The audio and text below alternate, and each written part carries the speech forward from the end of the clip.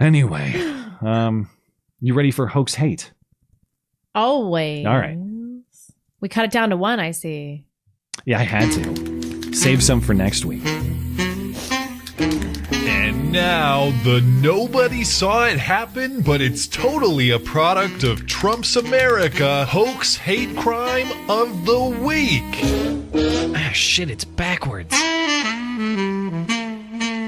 You think they'll notice? What was I thinking? Hey, speaking of bird costumes, at least Big Bird is involved. Yeah. Sesame Place. I didn't know Sesame Place was even a place. But sounds pedo-y.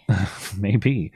It's a children's theme park and water park outside of Philadelphia, and as the name implies, Sesame Place is filled with characters from Sesame Street, including Rosita, the ambiguously Hispanic bilingual blue monster who was, of course, as far as I gather, ironically introduced to the cast for the purpose of cultural enrichment and sensitivity. Whoever is inside of this Rosita suit at Sesame Place is in big trouble, though, at least if the activists have their way, because thanks to a now viral video, Rosita is now accused of racism. During a Sesame Place parade, Rosita ignored and refused to give a high five or shake hands or otherwise hug or contact two young black girls, and it was all caught on video. After Sesame Place character Rosita walked past 6-year-old Skylar and Nyla on Saturday, Jody Brown shared it on Instagram. More than 15,000 people have commented. The apologies were not genuine. Today, Brown, alongside her attorney, B. Ivory Lamar, called for the firing of the employee who appeared to ignore her daughter and niece. We want a genuine and authentic apology. Okay? We want the acceptance of responsibility here. Sesame Place, owned by SeaWorld Parks and Entertainment, posted 2 statements. The performer portraying the Rosita character confirmed that the no hand gesture seen several times in the video was not directed to any specific person. Rather, it was a response to multiple requests to hold a child for a photo, which is not permitted. Jody Brown's attorney shared with me another video they have yet to release. In that video, you can see the Rosita character acknowledge another child right after passing the 2 girls. I didn't see the follow-up video, but apparently it's out there. Oh my God, who cares? Yes, demanding others take accountability and take responsibility. That seems awfully rich. But yeah, the demands here. The family's demanding that Sesame Place fire the actor inside the Rosita suit. What if it's a black chick? It very well might be. They haven't disclosed who it is. The family has retained a lawyer, as you saw, but no lawsuit has yet been filed. The family is also demanding that Sesame Place pay for the health and mental health expenses of the 2 girls, who apparently need medical and psychiatric services after this incident.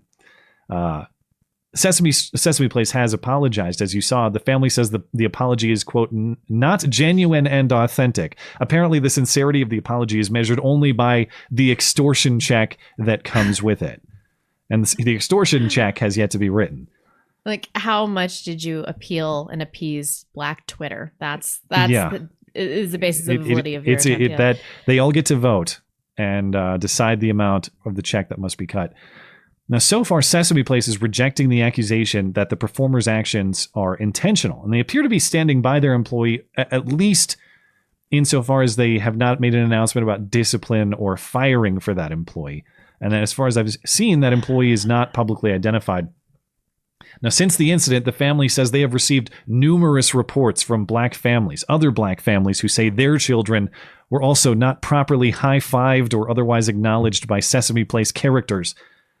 Of course, there are multiple videos of Rosita apparently doing this same thing circulating, but it is not the same person in the Rosita costume every single time, of course.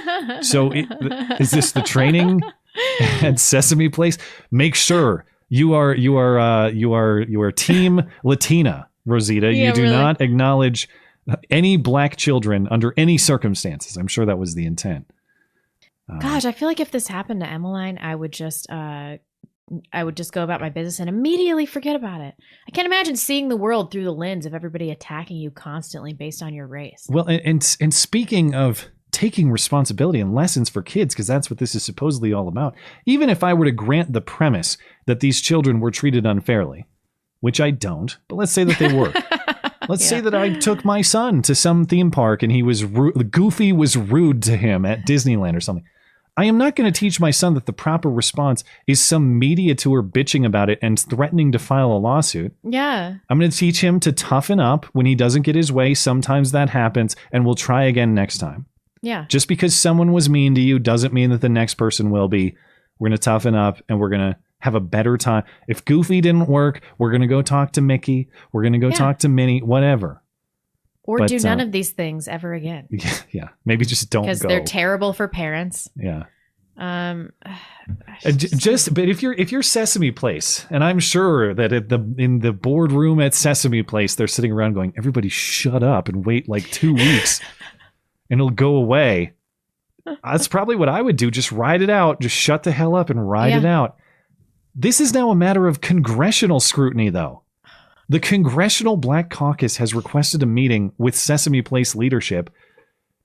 Congressional Black Caucus has condemned Sesame Place for not being welcoming to visitors of all colors. They are demanding a meeting, and I've not seen a response from Sesame Place on whether they will grant this meeting. And as one emailer earlier today notes to me, crucial questions remain unanswered. Is Big Bird a Proud Boy?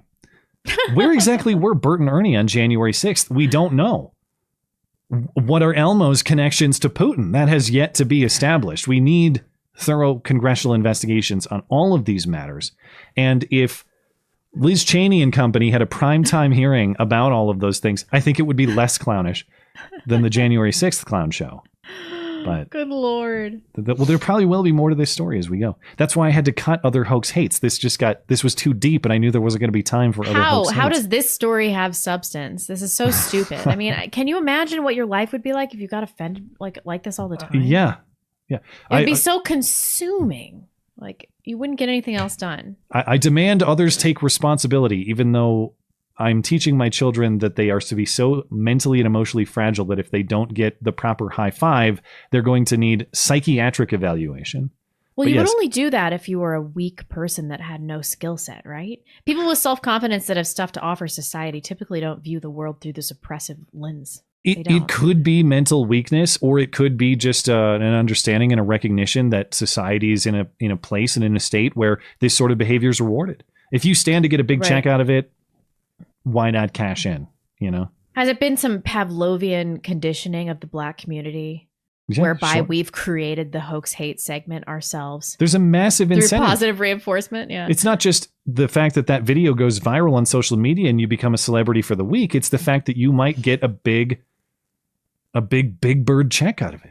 You know, you might get to shake out his feathers and see what kind of dollars drop out, that kind of thing. But doesn't your self-respect subsume the desire for a cash payout? That's what I don't understand. I'd be so embarrassed to do something like that. All right, let's get right to the super chat. Speaking of maintaining dignity. I know. Now let me read about what you guys did to Matt's butthole this week.